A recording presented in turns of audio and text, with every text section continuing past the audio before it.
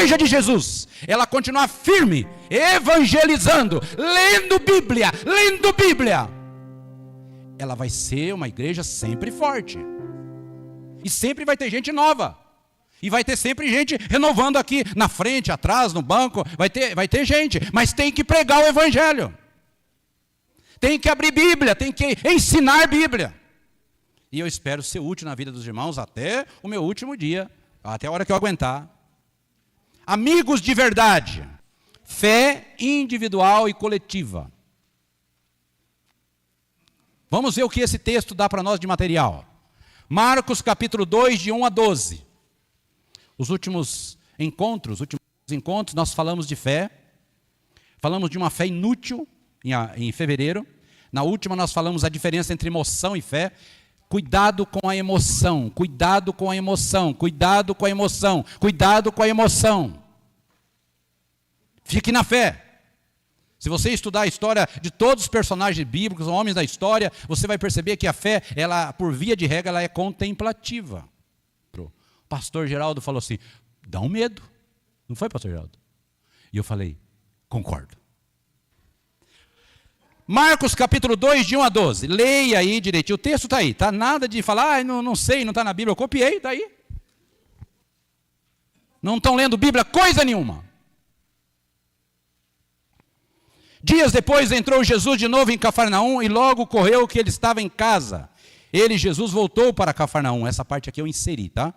2. Muitos afluíram para ali, tantos que nem mesmo junto à porta eles achavam lugar e anunciava-lhes a palavra. Alguns foram ter com ele conduzindo um paralítico, levado por 4 homens. E, não podendo aproximar-se dele por causa da multidão, descobriram o eirado no ponto correspondente ao em que ele estava e, fazendo uma abertura, baixaram o leito em que jazia o doente. Vendo-lhes a fé, Jesus disse ao paralítico, filho, os teus pecados estão perdoados. Mas alguns dos escribas que estavam assentados ali e arrazoavam em seu coração, por que fala ele deste modo? Isto é blasfêmia. Quem pode perdoar pecados senão um que é Deus? E Jesus, percebendo logo por seu espírito que eles assim arrazoavam, disse-lhes, por que arrazoais sobre estas coisas em vosso coração? Que é mais fácil? Dizer ao paralítico, estão perdoados os teus pecados? Ou dizer, levanta-te, toma o teu leito e anda? Ora, para que saibais que o Filho do Homem tem sobre a terra autoridade para perdoar os pecados, para perdoar pecados. Disse ao paralítico, eu te mando, levanta-te, toma o teu leito e vai para a tua casa. Então, ele se levantou e no mesmo instante, tomando o leito, retirou-se à vista de todos, a ponto de se admirarem todos e darem glória a Deus, dizendo, jamais vimos coisa assim. Amigos de verdade, e aí, entre parênteses, fé individual e coletiva. O contexto, eu fiz questão de deixar aí para vocês depois estudar. Esse texto, ele faz parte dos evangelhos sinóticos, Mateus, Marcos, Lucas. O local é Cafarnaum. Eventos importantes aí, Cafarnaum era conhecido como a cidade de Jesus, ele realizou muitos milagres nesse lugar, temos aí algumas informações. A casa provavelmente era de Pedro, aliás era a parada de Jesus, era uma espécie de um quartel-general. Eirado é igual a terraço, descobriram o telhado, tiraram a massa de capim, estuque, tijolos, sarrafos. Marcos diz que eram 4 homens. Curioso. Algumas coisas aqui nesse texto, que eu creio que a maioria já leu, já meditou, mas algumas coisas que eu queria trazer e fazer uma aplicação bem séria aqui.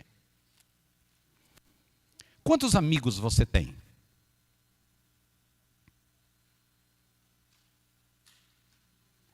A gente precisa ter pelo menos 4, né? Você precisa ter pelo menos 4 para carregar o teu caixão. E o duro é quando o camarada está carregando os amigos e o amigo cansa e olha do lado, todo mundo se afastou. Algumas lições fundamentais para nós nesta manhã e para a nossa vida. Amigos demonstram interesse. Meus irmãos, qual é o maior interesse que um filho de Deus deve ter neste mundo para com as pessoas? Eu sei que a gente tem mania de dar presente, agrado e faz e tal, mas é pregar o evangelho de Cristo Jesus. Isto sim é amizade.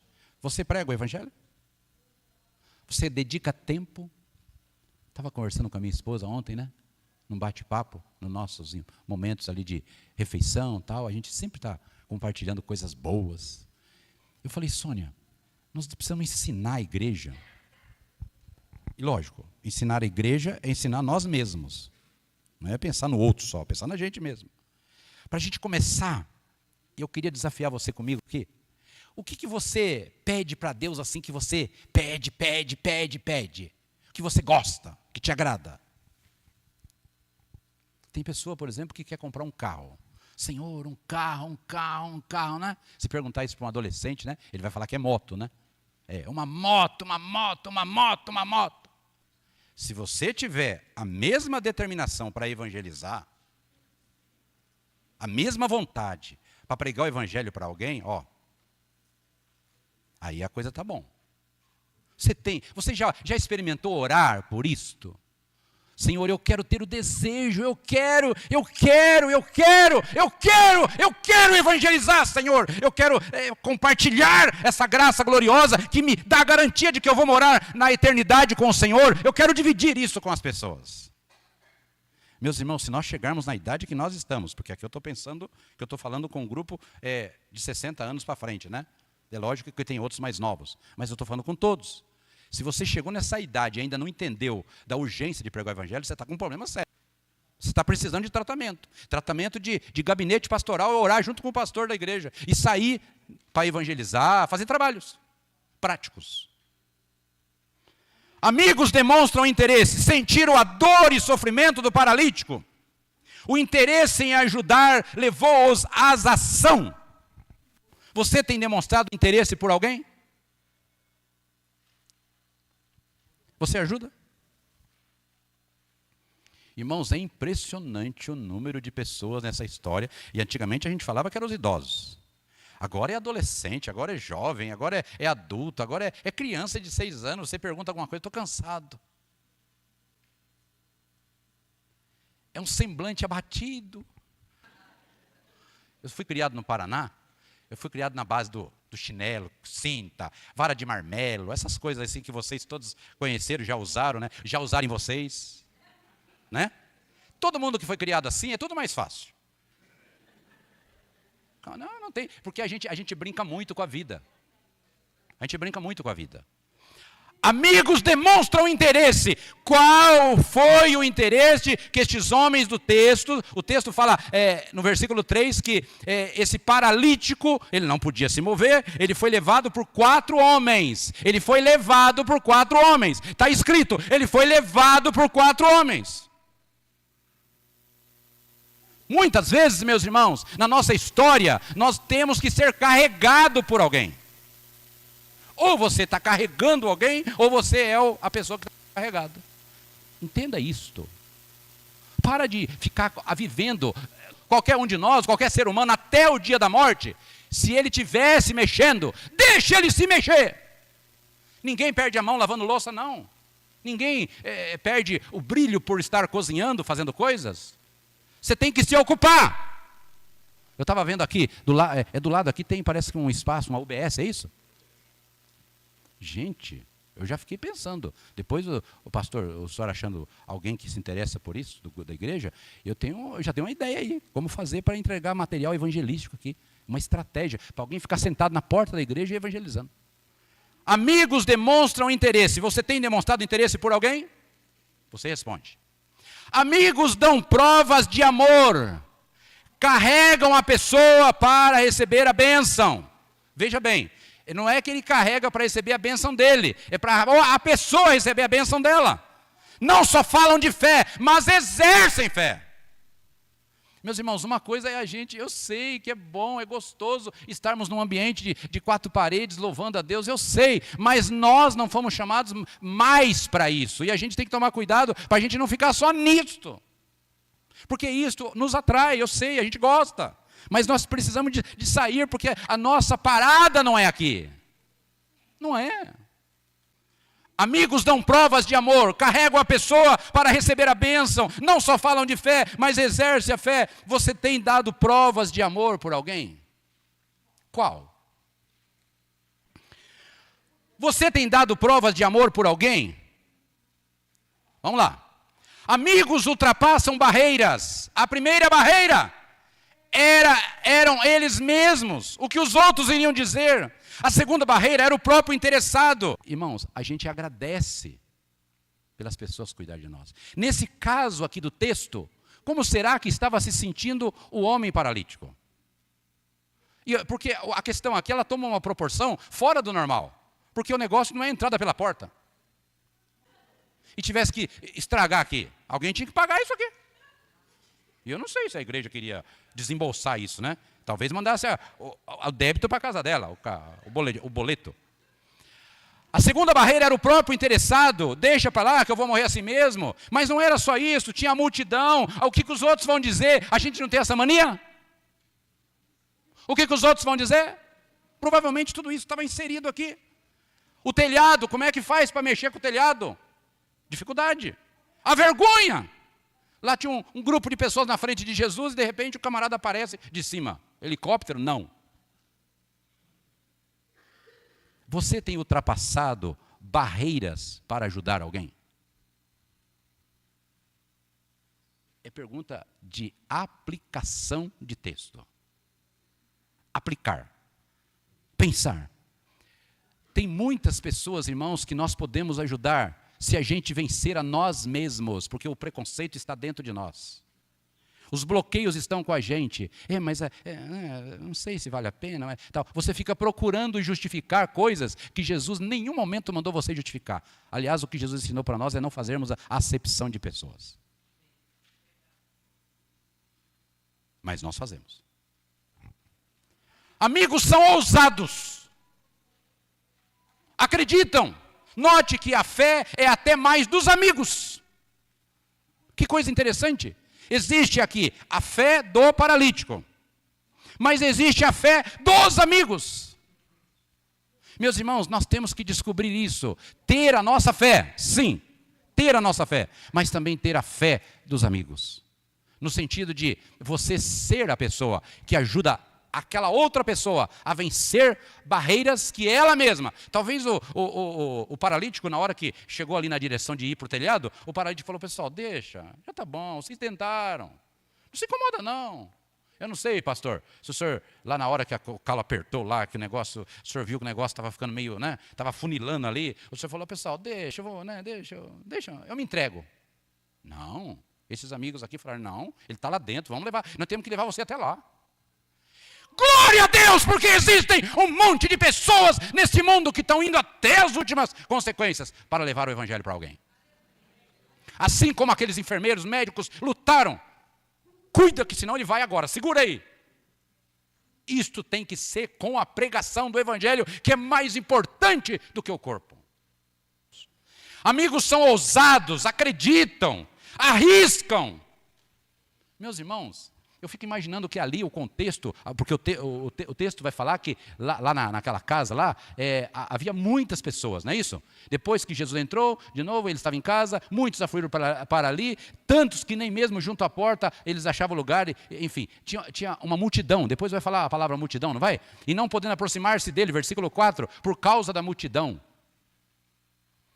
Estes homens, os 4 que estavam carregando o paralítico, eles estavam enfrentando uma multidão. Provavelmente alguém falou assim, perde tempo não.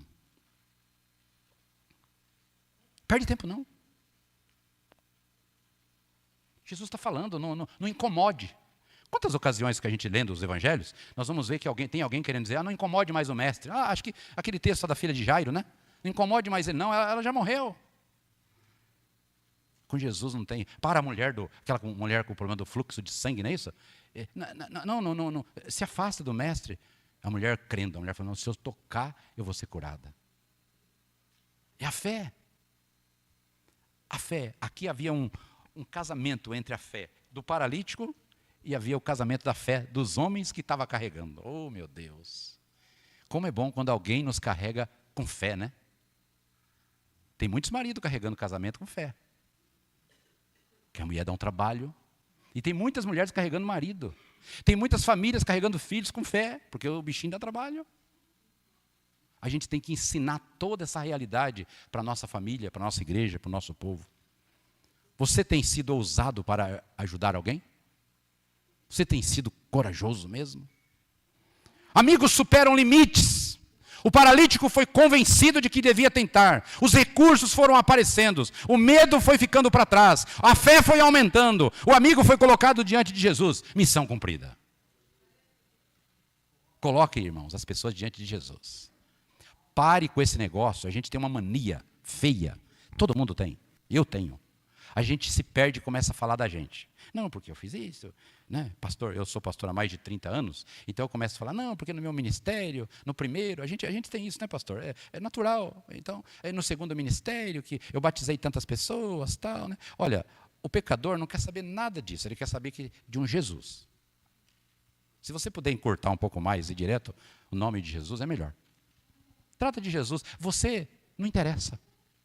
O importante é que você foi o instrumento. Você tem superado limites para ajudar alguém? O maior amigo de cada um de nós é Jesus. É Jesus. Ele disse, ninguém tem maior amor do que este, de dar alguém a própria vida em favor dos seus amigos. Vós sois meus amigos, se fazeis o que eu vos mando. Já não vos chamo servos, porque o servo não sabe o que faz o seu senhor, mas tenho-vos chamado amigos, porque tudo quanto ouvi de meu Pai vos tenho dado a conhecer. João 15, de 13 a 15. Estou terminando.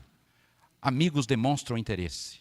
Amigos dão provas de amor. Amigos ultrapassam barreiras. Amigos são ousados. Amigos superam limites. Jesus superou todos os limites, inclusive do seu próprio corpo, por amor a você e eu. Em cada ação de Jesus, ele pensava em você. Cada momento de sofrimento, ele pensava em você. Para Jesus, o maior bem dele, o maior interesse dele, sempre foi e será você. Você é o alvo do amor de Jesus. Jesus não somente deu a cura ao paralítico, mas deu a vida por ele. Você está entendendo? Então é um momento de decisão. Primeira decisão é entregar a sua vida para Jesus. Tenha convicção da sua fé.